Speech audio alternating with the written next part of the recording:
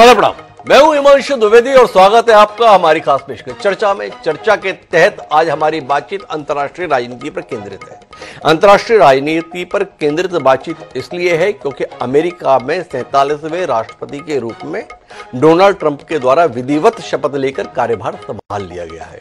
Donald Trump ने इससे पहले 8 साल पूर्व अमेरिका के 45वें राष्ट्रपति के रूप में भी शपथ ली थी, लेकिन वह लगातार दूसरा कार्यकाल के लिए जनमत जीत पाने में नाकामयाब रहे थे। 4 साल बड़े संघर्ष के साथ उनके बीते। 4 साल के दौरान कई बार तो ऐसा लगा कि ट्रंप दोबारा राष्ट्रपति बनना तो दूर है, कहीं जेल की हवा ना खाएं, लेकिन ऐसा नहीं हुआ। संघर्ष का पर्याय बन डोनाल्ड ट्रंप ने न केवल एक बार फिर राष्ट्रपति के चुनाव में हिस्सेदारी की, बल्कि चमत्कारिक दृष्टि से जीत भी हासिल की। आखिरकार डोनाल्ड ट्रंप एक बार फिर व्हाइट हाउस में दाखिल हो गए। पर डोनाल्ड ट्रंप की जीत के साथ ही विश्व के राजनीतिक पटल पर हलचल तेज हो गई। तमाम समीकरण बनने बदलने लगे। 3 साल से चला रहा रूस यूक्रेन युद्ध को लेकर समाधान की उम्मीद जागने लगी। मिडिल ईस्ट के अंतर्गत जिस प्रकार का तनाव है उसके संदर्भ में भी हालात बदलेंगे, ऐसी उम्मीद जाहिर हुई। और ट्रंप की शपथ इजराइल और हमास के बीच का संघर्ष तात्कालिक रूप से युद्ध विराम में भी तब्दील हो गया। लंबे समय से हमास की कैद में रह रहे इजरायली बंधक छोड़े जाने लगे। इन सबके बीच में डोनाल्ड ट्रंप पदभार ग्रहण करने से पहले ही अपने बयानों के माध्यम से सुर्खियां बटोर रहे थे।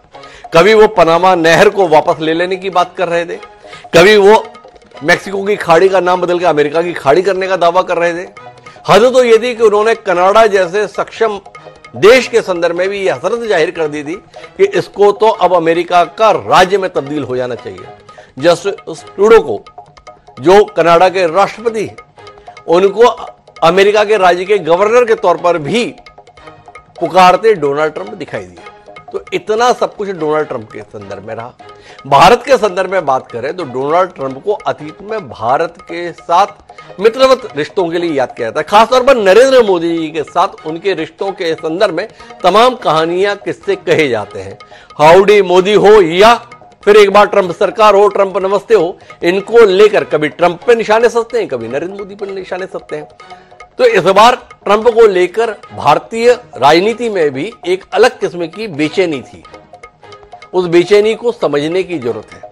तो कुल मिलाकर अब डोनाल्ड ट्रंप जब अमेरिका के राष्ट्रपति बन चुके हैं और बनने के साथ ही तकरीबन उन्होंने 78 या 80 वो फैसले बदल दिए जो बाइडेन के द्वारा लिए गए थे, तो बात करना जरूरी हो जाता है। तो आज हम इसी पर बात करेंगे कि यूएस का ट्रंप कार्ड कितना सॉफ्ट, कितना हार्ड। हमारे साथ इस महत्वपूर्ण अंतर्राष्ट्रीय राजनीतिक चर्चा का हिस्सा बनने के लिए 4 खास मेहमान जुड़ रहे हैं। उनसे आपका परिचय कराएं और देश दुनिया के लिए महत्वपूर्ण घटनाक्रम पर कुछ गंभीर विमर्श करने की ईमानदार कोशिश करें। उससे पहले समय है आज के विचार सूत्र का। हमारा आज का विचार सूत्र यह कहता है कि दिवसे नैव तत् कुर्याद येन रात्रो सुखम वसेत। विदुर नीति के अंतर्गत यह बात कही गई। उसके अंतर्गत कहा गया कि पूरे दिन ऐसा कार्य करो जिससे रात्रि में चैन की नींद आ सके। डोनाल्ड ट्रंप लगातार काम करने की बात कर रहे हैं, पर उनके लगातार काम करने के ऐलान के चलते नींद आना तो दूर की बात है, कईयों की नींद उड़ी हुई है। क्या कुछ वो ऐसा कर गुजरने पर आमादा दिखाई देते हैं, इसी पर बात करेंगे। इसलिए इस बात को अपने जहन में रखेंगे और इस बात को ध्यान में रखते हुए अपनी चर्चा पर आगे बढ़ते हैं, जहां 4 खास मेहमान हमारे साथ जुड़ रहे हैं। हमारे साथ डॉक्टर सुरेश गोयल हैं, पूर्व राजनयिक हैं, वो हमारे साथ इस चर्चा के लिए मौजूद हैं। लेफ्टिनेंट कर्नल सेवानिवृत्त JS सोढ़ी साहब हमारे साथ मौजूद हैं, सैन्य विषयों के जानकार हैं। ऐसे जब भी नाजुक विषय होते हैं हम सोढ़ी साहब को बड़ी शिद्दत के साथ याद करते हैं और वो हमें निराश भी नहीं करते। हमारे साथ डॉक्टर ब्रह्मदीप अलूने जी हैं, विदेश मामलों के अनुभवी जानकार हैं। और साथ ही हमारे साथ वरिष्ठ पत्रकार राकेश अचल जी भी इस अंतर्राष्ट्रीय विषय का हिस्सा बनने के लिए मौजूद है। अपनी लेखनी से नित्य वह लोगों को लाभान्वित करते हैं। आप सभी का स्वागत है। चर्चा की शुरुआत डॉक्टर सुरेश गोयल साहब से करता हूं। गोयल साहब, डोनाल्ड ट्रंप 4 साल राष्ट्रपति रह चुके हैं और फिर एक बार राष्ट्रपति हैं। किस दृष्टि से देख रहे हैं ट्रंप के बयान, ट्रंप के फैसले, ट्रंप की हजरत, आपकी दृष्टि में?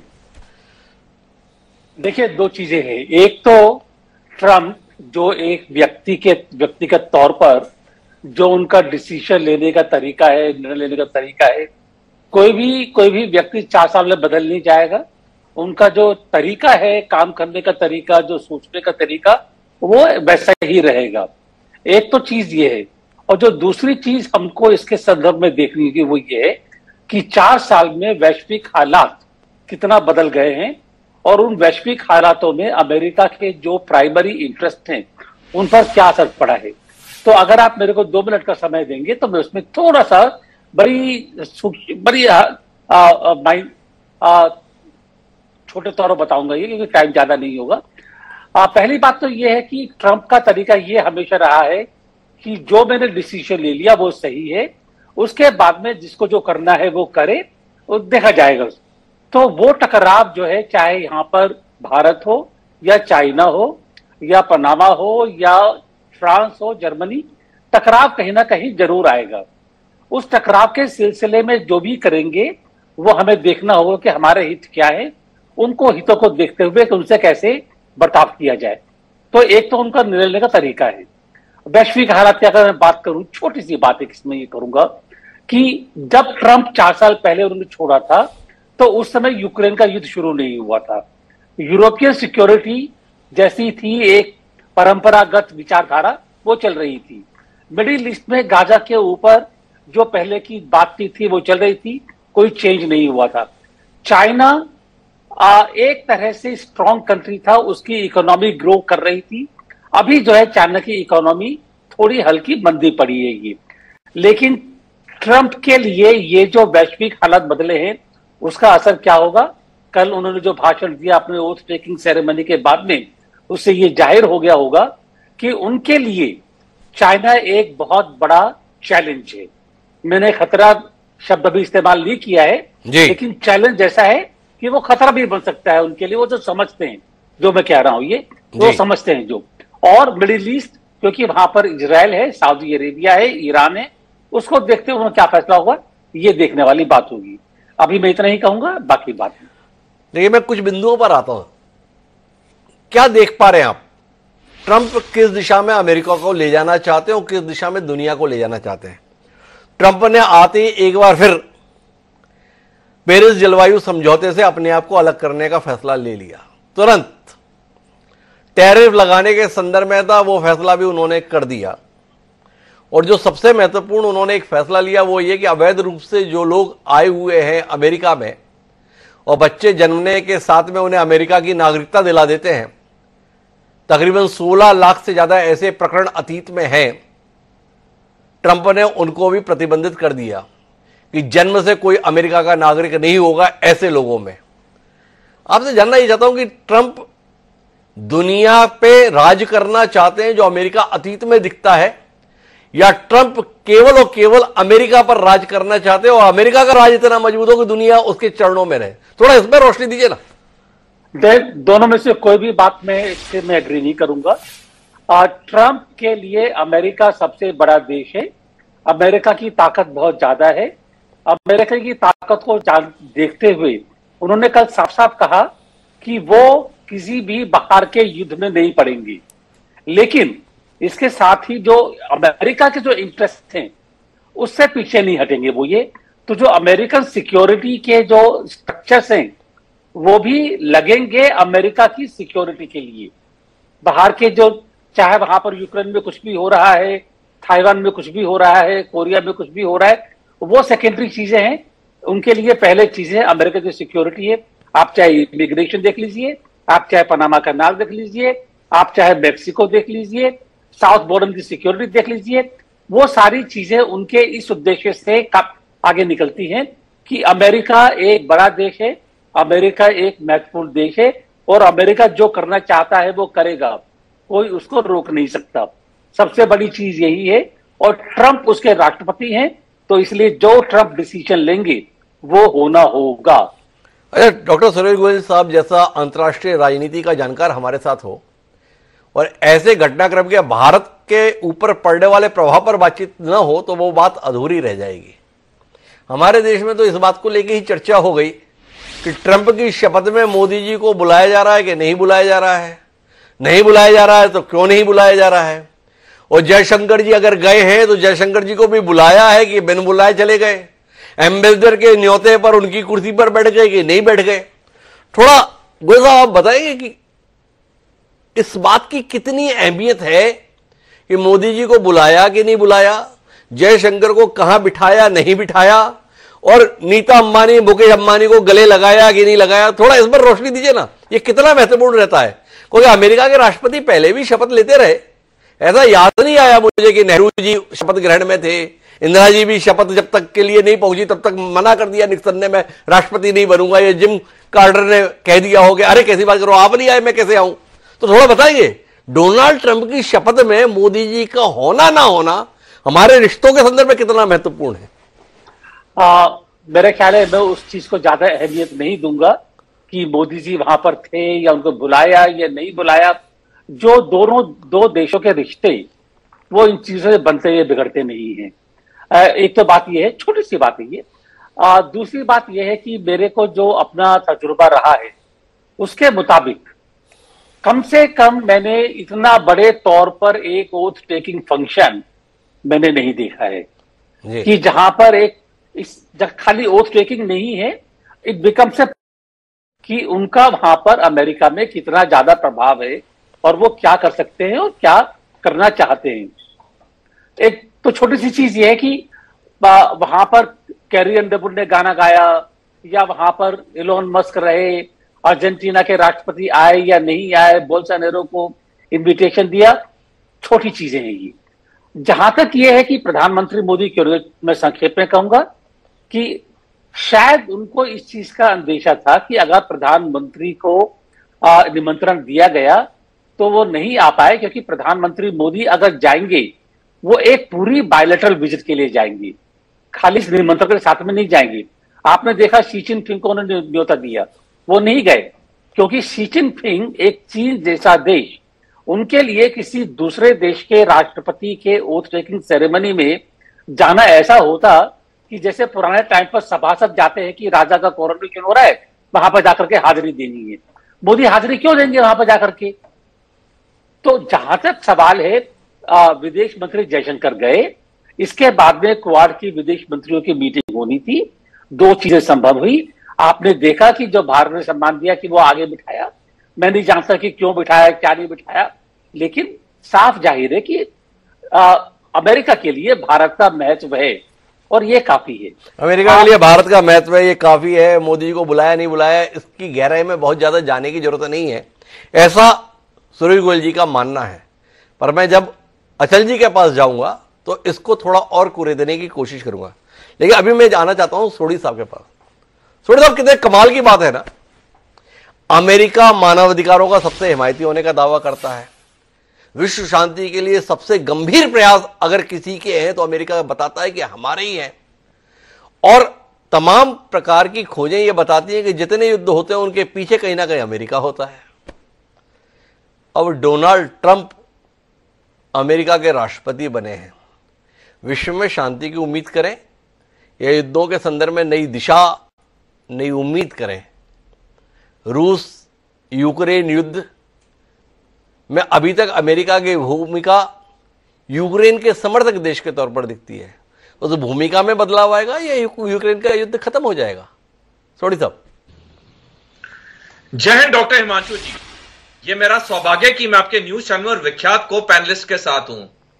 जब डोनाल्ड ट्रंप चुनाव के लिए लड़ रहे थे तो अमेरिका में किसी भी ओपिनियन पोल में या किसी भी मीडिया हाउस ने यह नहीं दिखाया कि डोनाल्ड ट्रंप चुनाव जीतेंगे, बल्कि डोनाल्ड ट्रंप की हार निश्चित थी। और जिस तरह से उन्होंने पहली डिबेट के बाद कमला हैरिस के साथ दूसरी डिबेट करने से मना कर दिया, सबको यकीन होगा कि डोनाल्ड ट्रंप ये चुनाव हारेंगे। लेकिन डोनाल्ड ट्रंप के 4 चुनावी वादे आम अमेरिकी नागरिक के दिल में छू गए और जिसकी वजह से उन्हें बहुत बड़ी बहुमत से जीत मिली। पहला था मेकिंग अमेरिका ग्रेट अगेन, दूसरा था रूस यूक्रेन युद्ध खत्म कराना, तीसरा था इजराइल हमास युद्ध खत्म कराना और चौथा था दुनिया के किसी भी युद्ध में हिस्सा नहीं लेना। डॉक्टर साहब, जब से अमेरिका आजाद हुआ है 1776 से, तब से लेकर आज तक अमेरिका ने 201 जंगों में डायरेक्टली या इनडायरेक्टली हिस्सा लिया है, जिसकी वजह से उनका अरबों डॉलर टैक्स पेयर का पैसा इन युद्धों में बर्बाद हुआ है। और यही चीज डोनाल्ड ट्रंप ने बोली, मैं अमेरिका को किसी युद्ध में हिस्सा नहीं लेने दूंगा। जो 4 उन्होंने अहम चुनावी वादे किए, पहला तो उनके शपथ ग्रहण से एक दिन पहले ही पूरा हो गया जब इजराइल हमास का युद्ध विराम हो गया। आज डोनाल्ड ट्रंप ने बयान दिया कि यह रूस यूक्रेन युद्ध भी अब ज्यादा देर चलेगा नहीं। अभी ज़ेलेंस्की डेवोस स्विट्जरलैंड में बोल रहे थे, वो भी इस तरफ इशारा कर रहे थे कि वो युद्ध अब लंबा खींचना नहीं चाहते। मेकिंग अमेरिका ग्रेट अगेन के बारे में तो डोनाल्ड ट्रंप ने कल अपने शपथ ग्रहण के बाद बिल्कुल क्लियर कर दिया। यानी कि कहने का तात्पर्य यह कि इस वक्त और अगले 4 साल के लिए डोनाल्ड ट्रंप का जो फोकस होगा वो सिर्फ और सिर्फ अमेरिका होगा। डोनाल्ड ट्रंप दुनिया के किसी युद्ध में हिस्सा नहीं लेना चाहेंगे, क्योंकि वो जानते हैं कि अगर उन्होंने अपने कहने के विपरीत किया तो अगले राष्ट्रपति चुनाव में रिपब्लिकन पार्टी नहीं जीतेगी, क्योंकि डेमोक्रेट्स को एक मौका मिल जाएगा कहने का कि डोनाल्ड ट्रंप ने कहा ये और किया कुछ नहीं। इसलिए कल उन्होंने शपथ ग्रहण के बाद जो अपनी स्पीच दी, उन्होंने पूरे अपने तथ्य क्लियर किए, और जब वो पहली बार ऑफिस गए शपथ ग्रहण के बाद, उन्होंने इतने बड़े एग्जीक्यूटिव ऑर्डर निकाले जो शायद अमेरिका के इतिहास में पहले दिन किसी राष्ट्रपति ने नहीं किया। सोनी साहब, 2 सवाल हैं आपसे। उन्होंने कहा था कि अब अमेरिका किसी युद्ध में हिस्सा नहीं लेगा। युद्ध में हिस्सा लेने के 3 तरीके हैं। एक, आप अपने सैनिक उतार दें। एक, आप अपनी तरफ से घोषित मदद उपलब्ध कराएं। और तीसरा तरीका यह है कि दोनों में से कुछ ना करें, फिर भी हालात ऐसे बना के रखेंगे युद्ध चलता रहे। ऐसा कहा जाता है कि अमेरिका की जितनी हथियार बनाने वाली कंपनियां हैं, उनके सर्वाइवल के लिए दुनिया में युद्ध चलते रहना बड़ा जरूरी है। तो एक तो आपसे ये जानना चाहता हूं, और दूसरा आपसे जानना यह चाहता हूं कि डोनाल्ड ट्रंप का आना क्या ज़ेलेंस्की की सुनिश्चित हार है? क्योंकि अगर डोनाल्ड ट्रंप अपने इस निर्णय पर कायम है तो आज के बाद यूक्रेन को अमेरिका से मदद नहीं मिलनी है, और यूक्रेन को अगर अमेरिका से मदद नहीं मिलनी है तो पुतिन की आक्रामकता के आगे क्या ज़ेलेंस्की के टिकने की कोई संभावना है? सोडी साहब, थोड़ा रोशनी दे। डॉक्टर साहब, जो आपका पहला प्रश्न है कि जहां तक अमेरिका की इकोनॉमी है, आपने बिल्कुल सही कहा कि अमेरिका की वॉर इकोनॉमी है। दुनिया के 10 सबसे बड़े हथियार बनाने वाले फैक्ट्रियों में से 6 जो फर्म्स हैं वो अमेरिका में स्थित है, और अमेरिका युद्ध पे ही अपनी इकोनॉमी चलाता है। लेकिन अब डोनाल्ड ट्रंप सब बदलना चाहते हैं। डोनाल्ड ट्रंप वापस मैन्युफैक्चरिंग अमेरिका में लाना चाहते हैं।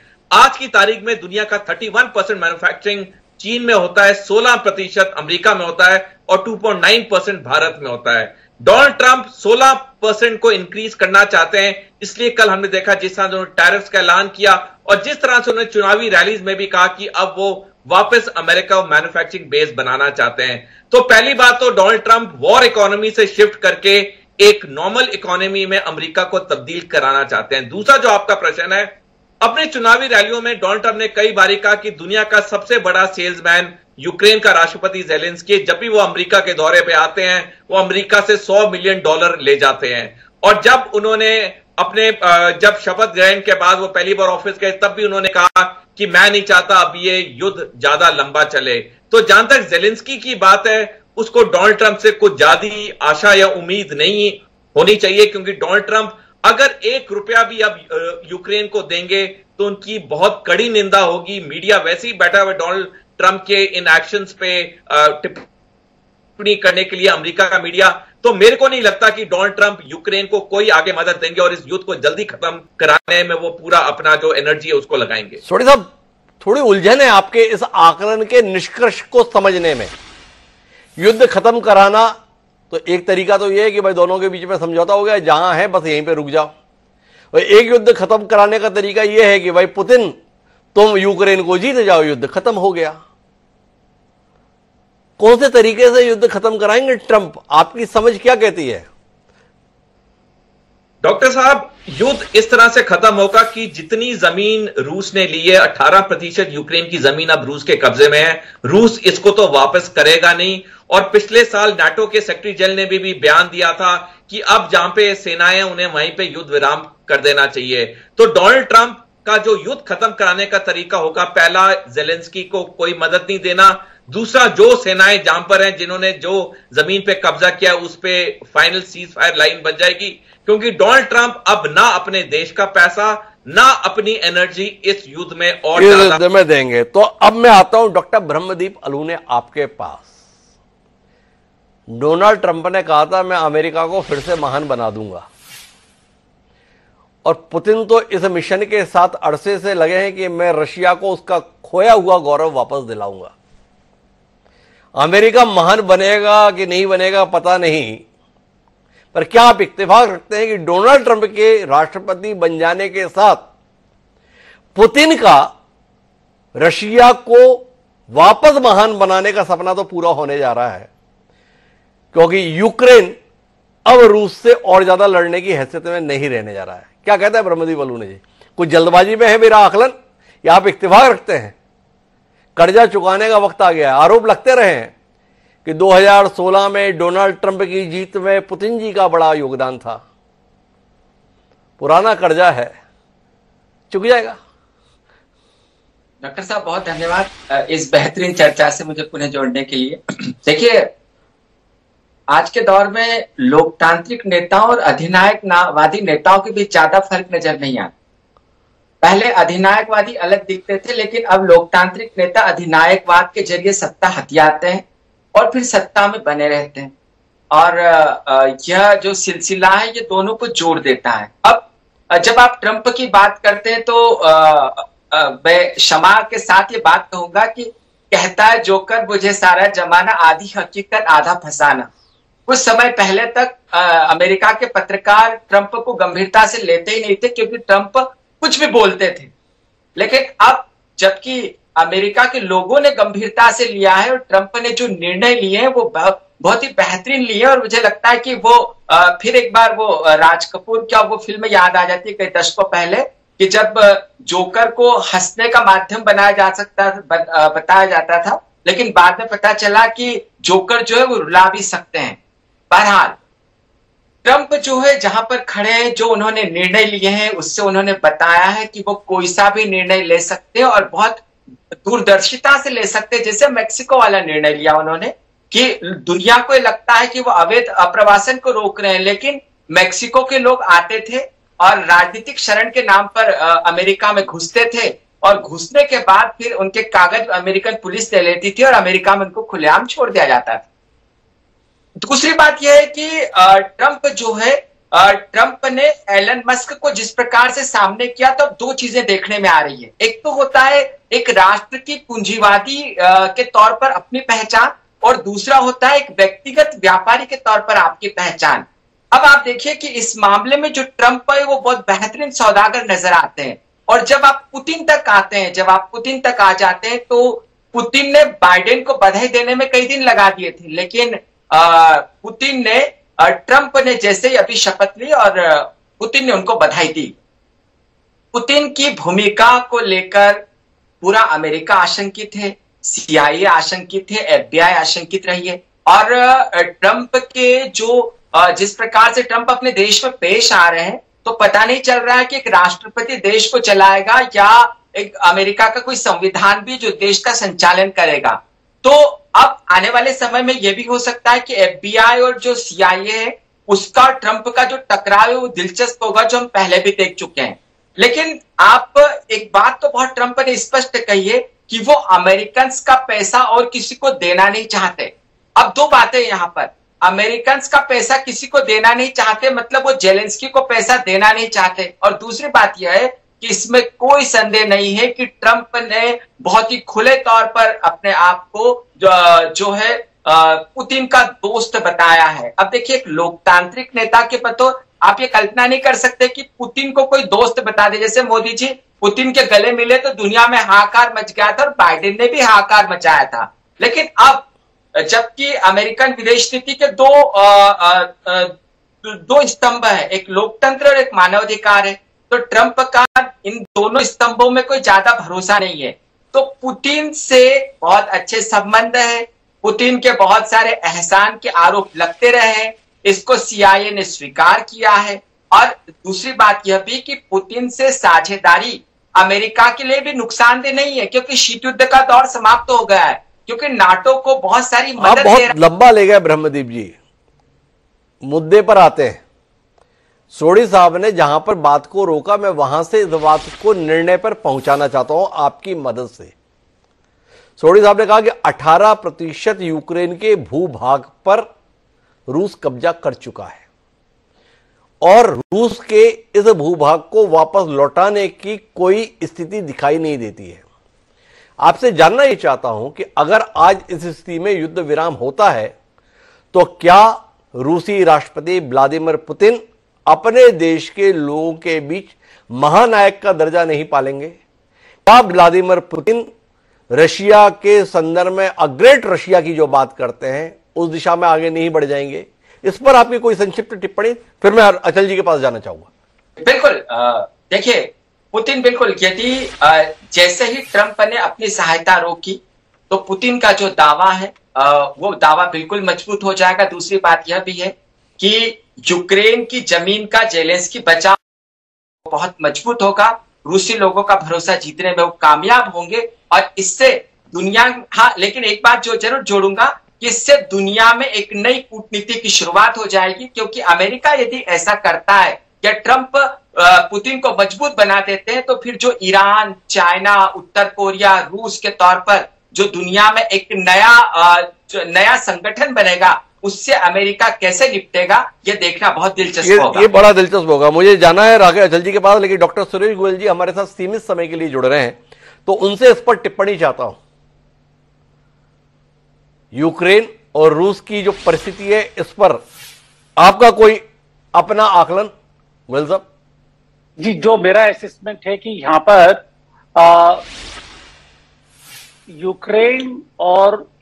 यूक्रेन को जो अभी यथास्थिति है, जैसे कि हमारे विदेशी मामलों के जानकार कह रहे थे, यूक्रेन के पास इस समय कोई ज्यादा ऑप्शन दिखते नहीं है मेरे को।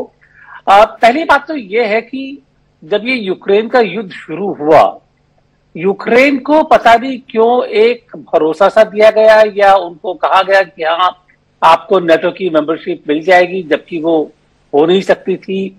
तो उसके बाद तो जब ये नेटो की मेंबरशिप के भरोसे और नेटो की सुरक्षा के भरोसे कि वो जा भिड़े वहां पर रशिया से, और उसके बाद में उनको बकायदा एनकरेज किया गया। काफी बीच में मौके आए कि वो युद्ध खत्म हो जाए, फिर भी खत्म नहीं हुआ क्योंकि उनको एनकरेजमेंट मिलता रहा। तो ये मेरा ख्याल है जो एनकरेजमेंट है, उनको प्रोत्साहन है, वो खत्म होगा और यूक्रेन को थोड़ा सा अब जो है कंप्रोमाइज करना पड़ेगा लैंड के मामले में भी, और एक तरह से जो पावर एसिमेट्री है वहां पर उसके बारे में भी। यूक्रेन दरअसल चाहता था कि वो ब्लैक सी पर उसका जो इन्फ्लुएंस है वो पहले से आगे बढ़े, ताकि वो यूरोप की जो कनेक्टिविटी है गैस लाइन से उनके ऊपर उसका असर दिखे। वो हो नहीं पाया। ट्रंप मेरे ख्याल उसमें ज्यादा इंटरेस्टेड नहीं है। ट्रंप इसमें ज्यादा इंटरेस्टेड नहीं है। कुल मिला के ट्रंप का आना यूक्रेन और विशेषकर जेलेंस्की के लिए तो बहुत ही ज्यादा तनाव का विषय है। पर मैं आना चाहता हूं अचल साहब आपके पास एक दूसरे विषय को लेकर। गोयल साहब बड़ी कमाल की बात बोले। गोयल साहब ने यह कहा कि मैं तो अपनी जिंदगी में ऐसा शपथ ग्रहण समारोह पहले कभी देखा नहीं। हमारे यहां अमेरिका का अनुसरण करने का बड़ा चलन है। आप इस बात से कितने गर्वित हैं कि इतने लंबे अंतराल के बाद अमेरिका ने हमारा अनुसरण किया? हमारे यहां आजकल शपथ ग्रहण समारोह शक्ति के प्रदर्शन के तौर पर होते हैं। कितने मुख्यमंत्री, कितने केंद्रीय मंत्री, कितनी जनता शपथ ग्रहण समारोह का हिस्सा है। इस बात पर आप कितने मुग्ध हैं? चलो कुछ तो सही, भारत से अमेरिका ने भी सीखना शुरू कर दिया। इस मामले में तो हम विश्वगुरु हो ही गए। धन्यवाद डॉक्टर साहब। देखिए बड़ी गंभीर चर्चा हो रही है और इसमें आपका जो सवाल है वो गंभीर से ज्यादा गंभीर हो गया। मामला ये है कि अभी अमेरिका का जो 200-250 साल का इतिहास है उसका पूरा चिट्ठा तो हम लोग बात नहीं कर सकते, लेकिन हमारी जो तजुर्बे है उसके साथ 40-45 साल का इतिहास तो अमेरिका का हम लोगों के साथ। हमने बहुत से राष्ट्रपतियों को शपथ लेते हुए देखा है। जब टीवी नहीं था तब कानों से सुनते थे, जब से टीवी आया है तब से देख रहे। निश्चित तौर पर अमेरिका में ये पहला मामला है कि जब शपथ ग्रहण को एक पंप एंड शो की तरह इस्तेमाल किया, बाहर के लोगों को न्योता दिया गया है और उद्योगपति बुलाए गए हैं और तमाम तरह के शो हो रहे हैं, नाच गाने हो। तो निश्चित तौर पर ये भारत का अनुसरण है। भारत में ये नाटक नौटंकियां पहले नहीं होती थी, 2014 के बाद शुरू हुई। 2014 से पहले आपको भी स्मरण होगा कि देश के किसी भी प्रधानमंत्री ने इस तरह से अलग अलग मंच बना करके, जिसमें साधु संतों, अभिनेता हो, कलाकार हो, व्यापारी हो, सबको बुला के बड़े 2,500-3,000 मेहमानों की शपथ ली। दरअसल शपथ तो एक व्यक्तिगत मामला है और वो संविधान की शपथ वहां भी ली जाती है, हमारे यहाँ भी ली जाती है। वहां बाइबल एक तरफ रखी जाती है, हमारे यहाँ संयोग से भी खींचा नहीं रखते, लेकिन मन में कुछ और होता है। तो बड़ी बात यह है कि इस शो से दुनिया पर क्या असर पड़ने वाला, जो अभी गिल साहब ने जो सोडी साहब बात की और गोयल साहब कह के चले गए हैं। देखिए, ट्रंप, हमें तीनों मित्रों की बातों को जोड़ के इस शो के बारे में कहना चाहिए। गोयल साहब ने कहा कि ट्रंप साहब 4 साल पहले, 8 साल पहले जैसे ट्रंप थे वो बदल नहीं सकते, और निश्चित तो का स्वभाव बहुत आसानी से, लेकिन पिछले 8 साल में दुनिया में जो हालात बदले उससे अच्छे अच्छे लोग बदल गए। हमारे यहाँ भी लोग स्वयंभू थे लेकिन बैसाखियों पे चल रहे हैं। अमेरिका की भी स्थिति कमोबेश देखिए आने वाले दिनों में यही होगी। तो उसे चीन से अगर चुनौती है तो उसको प्रतिस्पर्धा मानता हूँ, उसको अगर सामना करना है और विश्व गुरु बनना है, शांति दूत बनना है, युद्ध में भाग नहीं लेंगे। बिल्कुल हमारा जो पुराना निर्गुट आंदोलन आपको याद हो, जवाहरलाल नेहरू का, उस तरह का नारा दे रहे हैं। तो ये सब कर पाना बड़ा मुश्किल है, क्योंकि अमेरिका का जो चरित्र है वो लगातार युद्ध प्रेम का चरित्र है। उससे युद्ध से दूर भागना अमेरिका की इकोनॉमी का भट्टा बिठाना होगा। तो ये तो देवास्वप्न है, इस तरफ हमें ज्यादा सोचना नहीं। अमेरिका अगर कहीं युद्ध रोकने की कोशिश करता है, चाहे वो खाड़ी का युद्ध हो, इजराइल और हम ये गाजा पट्टी वाला, चाहे यूक्रेन रूस का युद्ध हो, तो उसे पहले ये देखना पड़ेगा, खासतौर पर ट्रंप साहब को ये देखना पड़ेगा कि अंतरराष्ट्रीय जगत में अमेरिका की जो बंद मुट्ठी है वो कहीं खुल तो नहीं जाएगी। क्योंकि देखिए, साम्राज्यवाद का जो चस्का है तो चीन को, रूस को, अमेरिका को बराबर से लगा हुआ। अभी आपने अपनी प्रस्तावना में कहा ही था कि वो कनाडा को कहते हैं कि आप हमारा 51वां राज्य बन सकते हैं। वो मैक्सिको को भी अपने साथ ले जाना चाहते हैं। रूस ने यूक्रेन की इतनी लंबी जमीन दबा के रखी है, चीन ने हिंदुस्तान की जमीन दबा के रखी है। तो जिसने जिसकी जमीन ले ली वो तो छोड़ने वाला है, और अब नई जमीन पर कब्जा युद्ध ही करना पड़ेगा। अगर ट्रंप साहब को कनाडा चाहिए 51वें राष्ट्र के रूप में, तो उन्हें कनाडा से लड़ना पड़ेगा। मोहब्बत से कोई अपनी जमीन छोड़ने वाला नहीं है। तो इस शो से सिर्फ इतना है कि अंदर से दबे हुए ट्रंप साहब को तीसरा टर्म नहीं मिलना है हमारे मोदी जी की तरह। तो उनके संविधान में मांग रखा है कि 2 टर्म आपको यही अवसर ज्यादा से ज्यादा मिलेंगे। तो इसमें आप इतिहास पुरुष कह सकते हैं। अमेरिका के राष्ट्रपतियों की जो लंबी फहरिस्त है उसमें आप अजर अमर कैसे हो सकते हैं, उसके लिए वो बीच का रास्ता ढूंढ रहे हैं। और मुझे लगता है कि उसमें उनको बहुत ज्यादा कामयाबी मिलने वाली नहीं है, क्योंकि ट्रंप में व्यक्ति बदलने से, अमेरिका में व्यक्ति बदलने से नीतियां बहुत आसानी से, आपने बाइडेन को भी देखा, आपने ओबामा को भी देखा, आपने उससे बहुत पहले जब हम लोग छोटे थे निक्सन को भी देखा। अमेरिका का जो मूल चरित्र है वो आज भी कायम है और कल भी कायम रहने वाला है। आज भी कायम है, वो कल भी कायम रहेगा। एक विषय में टिप्पणी और चाहिए अचल जी। गोयल साहब बोल रहे थे इस बात में बहुत ज्यादा ध्यान मत दीजिए कि इन्विटेशन आया कि नहीं आया, गए कि नहीं गए, पर हम ये एहसास कराते हैं कि विश्व राजनीति में अब भारत को अनदेखा करना किसी के लिए संभव नहीं है। और डॉक्टर सुरेश गोयल ये बता रहे थे कि शी जिनपिंग को आमंत्रण गया था, जो चीन के राष्ट्रपति हैं, पर वो इस आयोजन में शामिल नहीं हुए। और भारत के संदर्भ में ये प्रतीक्षा रही कि आमंत्रण आए, ऐसी खबरें रही, हो सकता है ये इसमें सच्चाई ना हो, पर भारत को आमंत्रण नहीं मिला नरेंद्र मोदी जी की शक्ल में। आप इस पर कोई टिप्पणी करना चाहेंगे? देखिए डॉक्टर साहब, मैं गोयल साहब की इस बात से इत्तेफाक बिल्कुल नहीं रखता। इससे कोई फर्क नहीं पड़ता, इससे बहुत फर्क पड़ा है।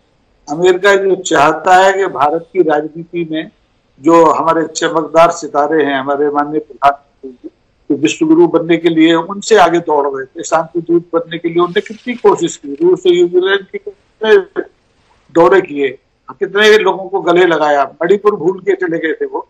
तो अगर उनको नहीं बुलाया गया है तो ये भारत की राजनीति में परोक्ष रूप से अमेरिका का दखलंदाजी है। तो वो नहीं चाहते कि मौजूदा सत्तारूढ़ दल के सत्ताधीश जो है वो विश्व की राजनीति में उनसे आगे निकल जाए। तो एक जानबूझ किया गया। अगर चीन को निमंत्रण तो देना था, वो आते अलग बात है। हमारे भारत के प्रधानमंत्री इतने दरियादिल हैं, वो छोटे छोटे से देश है जिनकी आबादी 25,000, 35,000, 50,000 है, वहां दौड़ के चले जाते हैं। तो अमेरिका का अगर आमंत्रण होता तो वहां नहीं जाते, निश्चित तौर पर जाते, और वो इस अवसर का फायदा, अवसर को तो बदलते हैं ना वो।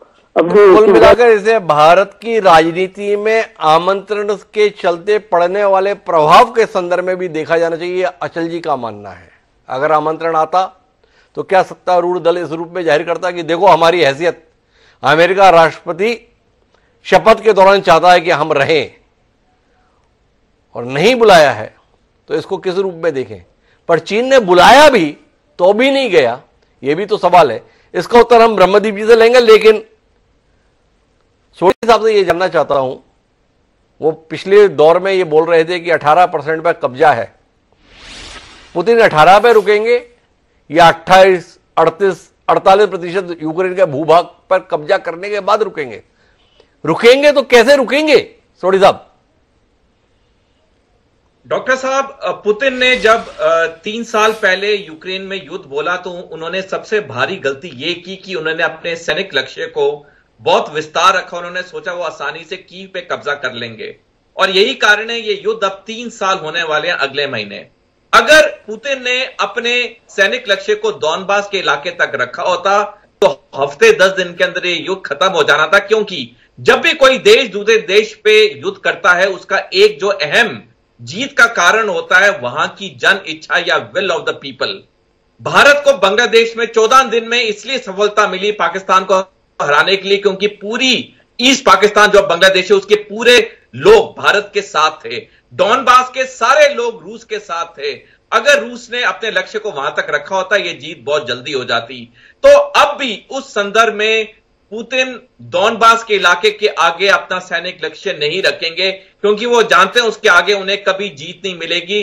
वो अपने सैनिक लक्ष्य जो डॉनबास का है, जो 18% उनके कब्जे में है, वो उसी तक सीमित रहेंगे। जहां तक बात है, जब तक ये युद्ध विराम नहीं होगा डेफिनेटली रूस की सेना प्रहार करती रहेगी। हमने देखा कि जब गाजा पट्टी में भी युद्ध विराम सुबह 8:30 बजे होना था, लेकिन किसी कारणवश वो 2.5 घंटे डिले हो गया, तब भी इजरायली सेना हमस पे वार करती रही, क्योंकि जब तक युद्ध विराम नहीं होता है हर सेना वार करना चाहती। तो ये रूसी सेना का वार का जो सिलसिला है वो तो युद्ध विराम के आखिरी मिनट तक चलता रहेगा, लेकिन सैनिक लक्ष्य वो डॉनबास के इलाके से आगे नहीं जाएंगे। तो कुल मिलाकर यूक्रेन डोनबास इलाके को तो रूस के हाथों खोएगा ही, उसके आगे के इलाके में रूस भले ही सैन्य बल पर कब्जा कर ले पर वो उसे जीता हुआ अपने पास रख पाए, इसको लेकर थोड़ी सा आपको संशय है। पर हमारे बीच चर्चा के लिए एक बड़ा महत्वपूर्ण विषय है जो अभी तक हमने स्पर्श नहीं किया है, वो है ट्रंप के शपथ ग्रहण के साथ ही भारत के सामने आने वाली चुनौती। भारत एक संगठन का सदस्य है ब्रह्मदीप जी, जिसका नाम है ब्रिक्स। 10 देश हैं। वो देश परस्पर बैठकर इस बात पर विचार कर रहे थे कि डॉलर की दादागिरी अब और नहीं सहनी चाहिए और वैकल्पिक करेंसी जो है वो तैयार होनी चाहिए। ट्रंप ने कहा जो ऐसी कोशिश करेगा उस पर 100% टैरिफ लगेगा। ब्रह्मदीप जी, इस विषय पर कुछ आपका आकलन, आपकी समझ, आपकी टिप्पणी? देखिए डॉक्टर साहब, ट्रंप जो है वो जो कुछ कह रहे हैं या जो दिखा रहे हैं, क्या उस पर वो चल रहे हैं, इसको देखना बहुत जरूरी है। भारत जो है वो तब जरूरी हो जाता है जबकि जो अमेरिका है वो चीन को प्रतिद्वंदी माने। लेकिन ट्रंप ने जिस प्रकार के इशारे दिए हैं तो वो चीन के साथ दोस्ती गांठना चाहते हैं। इसका मतलब है कि यदि चीन के साथ दोस्ती काटना चाहते हैं तो भारत के लिए कोई ज्यादा नुकसान नहीं है जब आप आर्थिक तौर पर बात करते हैं, क्योंकि भारत जो है वो अब जब हमारे आत्मनिर्भरता के अभियान की हम बात करते हैं, मेक इन इंडिया की बात करते हैं, तो हम एक बाजार संरक्षणवादी नीति की बात करते हैं, तो उसमें भारत का कोई नुकसान होता नहीं है यदि आप चीन की दृष्टि से ले लें और चीन पर कितना दबाव डाल रहे हैं। डॉक्टर साहब क्षमा चाहूंगा, आपने मुझसे एक प्रश्न पूछा, कृपया फिर से पूछिएगा। वो मैंने आपसे सीधे ब्रिक्स के संदर्भ में जो सवाल है, हम 10 देश जिसमें ब्राजील है, चीन है, दक्षिण अफ्रीका है, ये सब मिलके डॉलर की दादागिरी से बाहर निकलने की कोशिश में थे। भारत के लिए कितना बड़ा चुनौती है, एक, और दूसरा चीन के संदर्भ में डोनाल्ड ट्रंप इस बार नजदीकी जाहिर करने की कोशिश कर रहे हैं। और महत्वपूर्ण बात यह भी है कि जिनपिंग और पुतिन के भी परस्पर संबंध बेहतर हैं। क्या भारत ट्रंप के आगमन के साथ एक नई चुनौती के लिए तैयार नहीं होना चाहिए, ये सवाल है।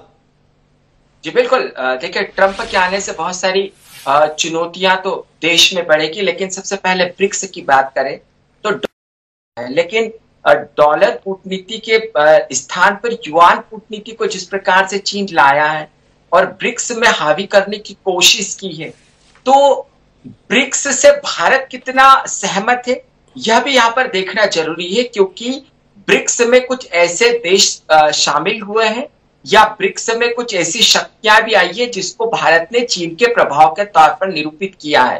तो ब्रिक्स यदि एक नई मुद्रा लाता है तो क्या भारत उसमें शामिल होगा? यह इसलिए भी महत्वपूर्ण प्रश्न हो जाता है क्योंकि मोदी जी ने कहा है कि हम सबके साथ हैं। तो अब हमारी विदेश नीति यहाँ पर बड़ी जटिलताओं से घिर सकती है कि हम सबके साथ कैसे रह सकते हैं। या तो हमको ब्रिक्स के साथ रहना पड़ेगा या फिर हमको जो है वो अमेरिका के साथ रहना पड़ेगा। लेकिन भारत जो है वो रूस की तरफ जाएगा, इसकी ज्यादा संभावनाएं बनती है, क्योंकि जो रूस है वो अंततः भारत का सामरिक भागीदार। एक और सीधा सवाल प्रश्न करता हूं, क्या डोनाल्ड ट्रंप इस बार नरेंद्र मोदी या भारत के साथ अपनी दूरी दिखाने की कोशिश कर रहे, विशेषकर वर्तमान सत्ता के प्रति? क्योंकि जैसे उन्होंने शी जिनपिंग को न्योता दिया वह नरेंद्र मोदी जी के संदर्भ में आमंत्रण नहीं मिला, ये तो सच्चाई है। और साथ ही साथ जब उद्योगपति को निमंत्रण की बात आई तो मुकेश अंबानी और नीता अंबानी दिखे, पर गौतम अडानी और डॉक्टर प्रीति अडानी नहीं दिखे। कैसे भी एक संदेश के तौर पर देखें?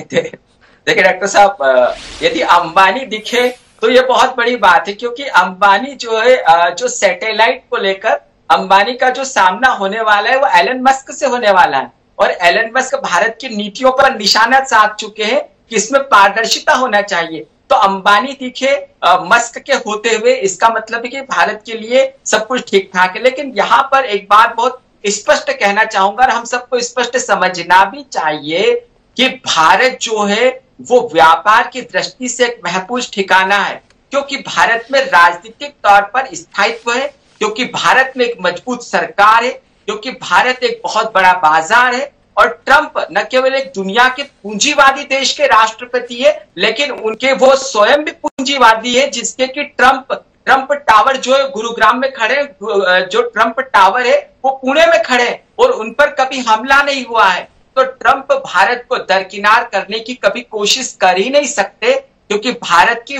लोकतांत्रिक और आर्थिक ताकत को ट्रंप जानते हैं। वो मोदी जी को बुलाए या वो मोदी जी को शपथ ग्रहण में नहीं बुलाए, उसके जो भी कारण हो, लेकिन भारत जो है, भारत को नजरअंदाज किसी कीमत पर नहीं किया जा सकता। और ट्रंप इस बात को बेहतर तरीके से जानते हैं।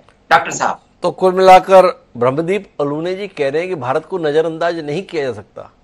हम कब कह रहे हैं भारत को नजरअंदाज किया जाएगा? पर भारत को नजरअंदाज करने के स्थान पर किस निगाह से देखा जाएगा, दोस्त की निगाह से या दुश्मन की निगाह से, इस पर तो ध्यान रखना ही होगा। या इस गलतफहमी के शिकार रहेंगे कि नहीं नहीं हमारे साथ कैसे हो सकता है? ये गलतफहमी किसी समय पंडित नेहरू को भी हो गई थी, हिंदी चीनी भाई भाई, और बाद में पता चला कि हमारी पीठ में छुरा घोंप दिया गया। तो कुल मिलाकर यह भरोसा कहीं हमें नुकसान तो नहीं देगा, सवाल है। लेकिन मैं थोड़े से ट्रंप के तात्कालिक फैसलों पर अचल जी आपकी टिप्पणी चाहता हूं। ट्रंप ने आज ऐसे फैसले किए जैसे फैसले चुनाव हारने के बाद जो मंत्री जी के पास में समय बचता है ना, उसमें करता है कि भाई अब दिन बचे नहीं है, जितने पे भी साइन कराने करा लो। ट्रंप ने 80 से ज्यादा फैसलों पे साइन किए, उनमें से कई फैसले चौंकाने वाले हैं। जैसे मृत्युदंड को उन्होंने फिर से बहाल कर दिया, जिसपे जो बाइडेन ने रोक लगा दी थी। जेंडर के संदर्भ में उन्होंने ट्रांसजेंडर को खारिज कर दिया, बोले मेल और फीमेल बस 2 ही जेंडर रहेंगे। मैक्सिको की खाड़ी का नाम बदल दिया अमेरिका की खाड़ी के संदर्भ में। एक जो कल्चर पिछले कोविड के दौरान से आया, वर्क फ्रॉम होम, उन्होंने कह दिया मेरी सरकार के अंदर वर्क फ्रॉम कुछ नहीं, दफ्तर में आके ही काम करना होगा। और एलन मस्क के संदर्भ में एक उद्योगपति को सीधे तौर पे एक विभाग का प्रमुख बना दिया, उसके भी आदेश जारी कर दिया। इन फैसलों पर एक पत्रकार की नजर क्या है? कार्यक्रम के आखिरी बिंदु पर आपसे टिप्पणी चाहिए अचल जी। डॉक्टर साहब देखिए, ट्रंप के जो फैसले हैं वो बिल्कुल अप्रत्याशित फैसले नहीं है। ट्रंप की मानसिकता दुनिया में वही मानसिकता है जो दक्षिण पंथियों की होती है, चाहे वो भारत में हो चाहे अमेरिका में हो। ट्रंप ने जितने भी फैसले किए हैं उनमें एक भी फैसला फिजिकल फैसला नहीं, सोचा समझा हुआ फैसला है। उन्होंने जो बाइडेन साहब थे उनके तमाम फैसलों को स्टूपिड फैसला कहा था, और उन स्टूपिड फैसलों में से 2-4 उन्होंने बदल भी लिए। लेकिन जो बाकी के फैसले हैं, चाहे मेक्सिको का मामला हो, चाहे जेंडर का मामला हो, चाहे ये आपका साम्राज्यवाद विस्तार का मामला हो, इसमें अमेरिका की जो पुरानी नीति है उससे ट्रंप साहब हटे नहीं। लेकिन भारत के संदर्भ में मुझे बार बार इसलिए डर लगता है कि मोदी जी हो या ना हो, कोई भी प्रधानमंत्री हो भारत का, लेकिन जिस ढंग से उन्होंने धमकी दी है कि वो 200% तक आपके ऊपर बोझ डाल सकते हैं, दूसरे जो उनकी वीजा पॉलिसी है उसमें तब्दीली कर सकते हैं, उससे भारत के लिए बहुत बड़ी चुनौतियां सामने आने वाली हैं। क्योंकि भारत की अर्थव्यवस्था में भारतीय प्रवासियों का अमेरिका से भेजे जाने वाला पैसा बहुत बड़ी तादाद में आता है।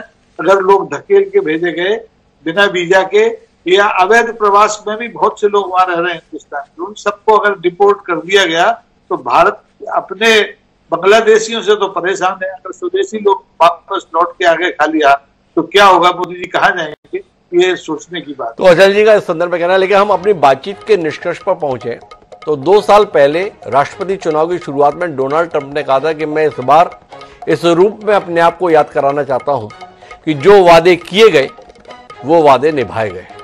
ट्रंप ने शुरुआत उसी के अनुरूप कर दी है। उन्होंने कई दावे बढ़ चढ़कर किए हैं। आज 80 फैसलों के साथ में ये जताया है कि वह उन चुनाव के दौरान किए गए वादों को निभाने का भी इरादा करते हैं। पर उन वादों को निभाने के इरादे के चलते क्रियान्वयन के जो कदम उठाए जा रहे हैं वो कई दुनिया में एक नई किस्म की हलचल तो पैदा नहीं कर देंगे। इस पर निगाह रखने की जरूरत है। और दूसरी जरूरत भारत के संदर्भ में जरूरत से ज्यादा आत्मविश्वास से बचने की। उम्मीद करते हैं कि देश की सरकार इन हालात को समझते हुए अपने कदम उठा ही रही होगी। जो दिखता है वैसा ही हो ये जरूरी नहीं। अगर डोनाल्ड ट्रंप की शपथ ग्रहण समारोह में देश के प्रधानमंत्री नहीं है, विदेश मंत्री है, तो इसके भी मायने समझने की जरूरत है। भारत तकरीबन 135-140 करोड़ की आबादी का देश है। अपने पुरुषार्थ के आधार पर इतना वजूद तो बनाए रखेगा कि अमेरिका जैसा मुल्क उसे हल्के में लेने की कोशिश ना करे। पर गलतफहमी का शिकार भारत ना रहे, यह अपेक्षा तो हम कर ही सकते हैं। इस उम्मीद के साथ आप सभी मेहमानों का बहुत बहुत धन्यवाद इस चर्चा का हिस्सा बनने के लिए। समय है अब आज के शेर का। एक शायर हुए मिर्जा गालिब। शायरी को मिर्जा गालिब से इतर करके देखा ही नहीं जा सकता। उन मिर्जा गालिब ने कई कमाल के शेर कहे।